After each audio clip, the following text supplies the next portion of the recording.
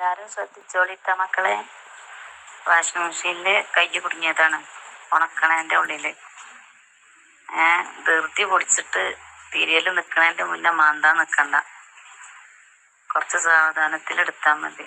എൻ്റെ നാത്തൂൻ്റെ വിരലാണ്, മുറിച്ച് മാറ്റേണ്ടി വന്നു. ആദ്യം ഓപ്പറേഷൻ കഴിഞ്ഞു, പിന്നെ അത് പറ്റൂല പറഞ്ഞിട്ട് രക്തോട്ടം ഒന്നും ഇല്ലായിട്ടിപ്പോൾ ഒന്നര മുറിച്ച് ഒഴിവാക്കി.